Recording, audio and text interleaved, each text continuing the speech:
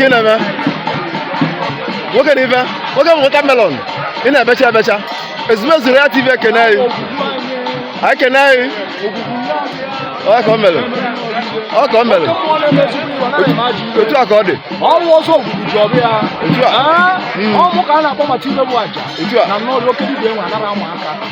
abụ akwụrụ ọ bụ ọnatalichi maka ọkwa dị nwata n'aka na-eme ya omenala amaka mma ọ bụ ọdịnala ka anyị ji biri ife ọwụka na ebe ya anyị achụghị ndụ ka dịka masị chụwa omenala ma anyị anachi ebere ọ bịa riri anyị bidoro ọmụ kpakpanụ ka na oke mmụọ eropụ ụlọ obi na anara ụmụ aka kpọpụrụ ejimọ onye si na ama aka iwe ruru oge agbụrụ ofu ya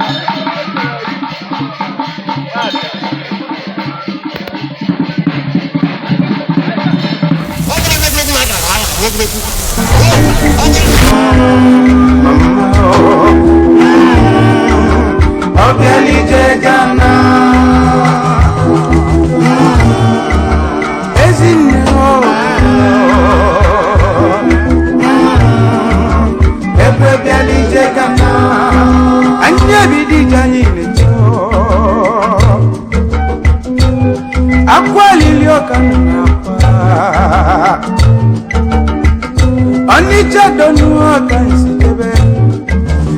egwu moga mweto obodo Igbo kanri Chukwu emeka nwa mambala Tupu anyị jebe na anyị balo na ofu okwu ka anyị dibine